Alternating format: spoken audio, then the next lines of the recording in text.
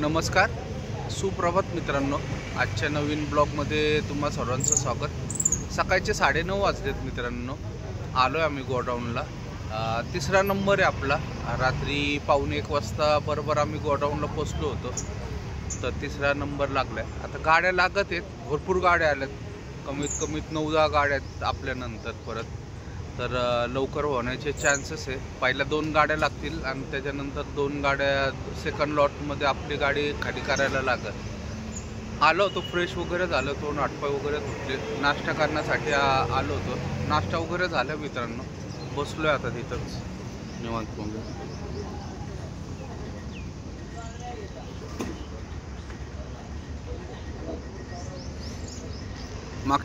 मागच्या साईडला गोडाऊन दिसते बघा. गाड्या लावते आता. अजून आम्हाला लोक नव्हते आले, आता चालू करतील.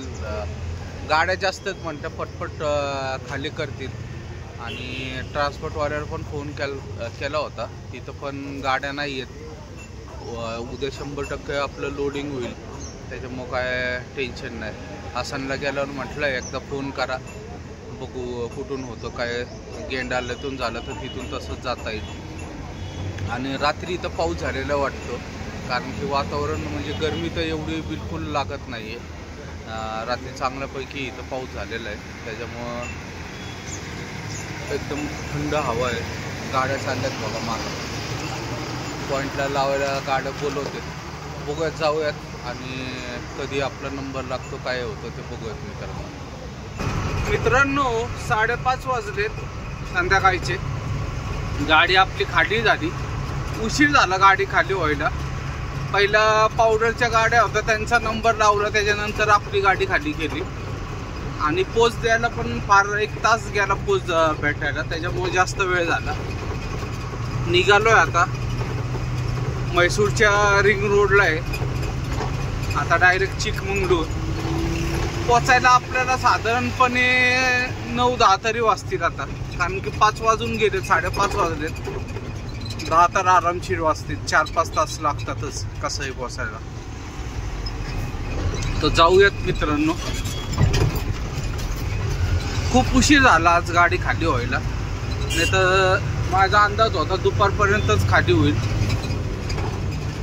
डॉकला लावली त्यांनी खाली करायला, पण एक गाडी खाली केली पहिले, नंतर त्याच्यानंतर आपल्या गाडीला हात लावला, त्याच्यामुळं खूप उशीर झाला.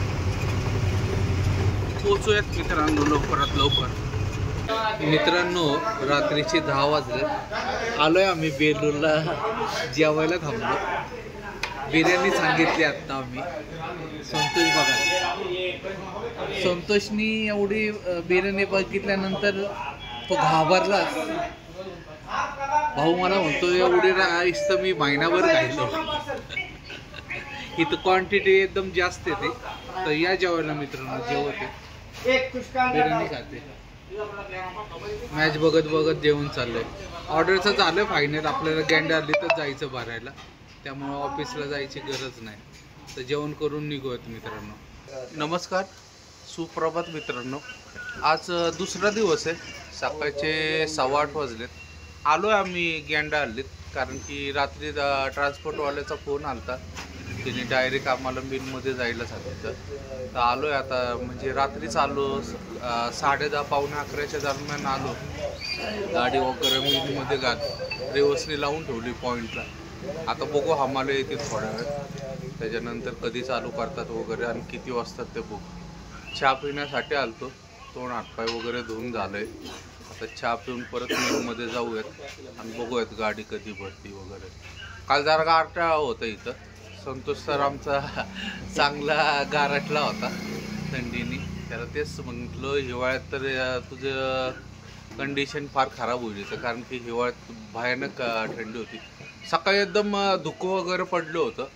आणि मिलचे कामगार पण, बाजूच्या मिलचे कामगार 4 वाजताच येऊन कामाला लागले होते. सकाळी गोंगाट चालू झालं. सकाळी 7-7:30ला सुटलोय. संतोष तसं 6:30ला सुटलाय. गाडी वगैरे सगळं आवरून रेडी आहे भरण्यासाठी. आता बघूयात कधी भरती ते. मित्रांनो 11:30 वाजलेत दुपारचे. जेवणासाठी आलो, जेवण करत आहे बघा.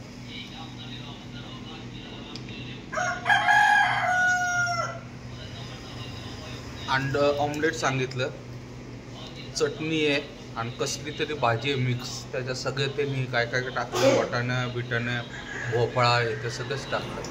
जेवूयात. अजून गाडी भरायला नाही घेतली, आता थोड्यात घेतील वाटतं, कारण की आम्हाला लोक आलेत.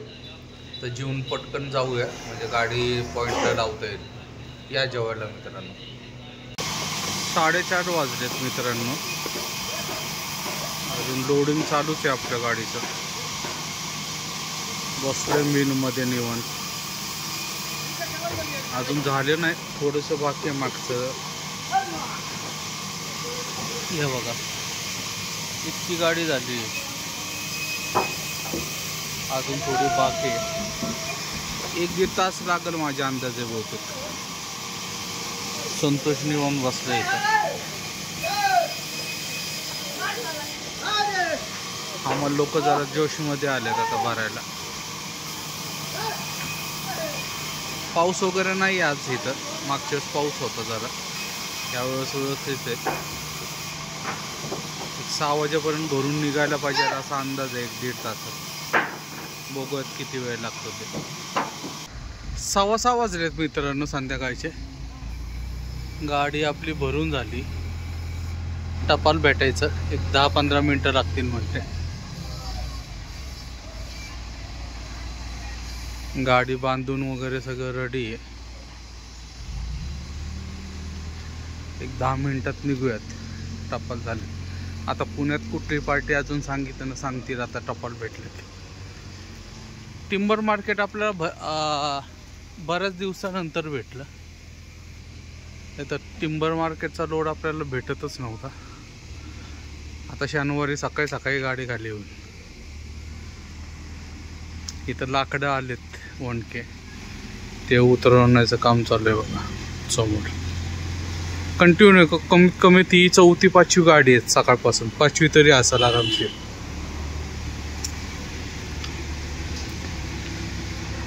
टप्पल घेऊन आलं की लगेच निघूयात मित्रांनो. रात्रीचे 10:30 वाजले. आलो आहे जेवणासाठी, थांबलो आहे आता आम्ही MTV हॉटेल. तिथं जेवणासाठी थांबलो, कारण की तिथून निघाल्यानंतर आधीमध्ये थांबलो नाही. मध्ये भूक लागली होती म्हणून आपल्या चिकमंगळूरच्या ट्रान्सपोर्टच्या ऑफिसच्या इथं डाळ वडा घेतला होता. त्याच्यानंतर डायरेक्ट इथंच आलो, जेवायला थांबलो आहे. डाळ तडका सांगितला आणि 4 रोट्या सांगितल्या. आता इथून जेवण करून माझा अंदाज आहे आज कमीत कमी डायरेक्ट हातर्गी गाठायचं, म्हणजे आधी कुठं झोपायचं नाही. पण बघू आता, झोप वगैरे आली बाय चान्स तर झोपू आहेत, नाहीतर हातर्गी हा टार्गेट ठेवलं.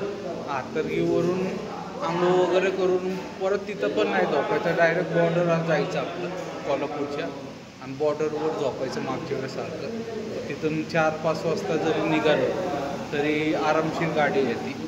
तर मित्रांनो, पुढच्या ब्लॉगमध्ये तुम्हाला कळेल की आम्ही कुठपर्यंत गेलो वगैरे काय ते. तर मित्रांनो, आजचा व्हिडिओ इथं समाप्त करतो.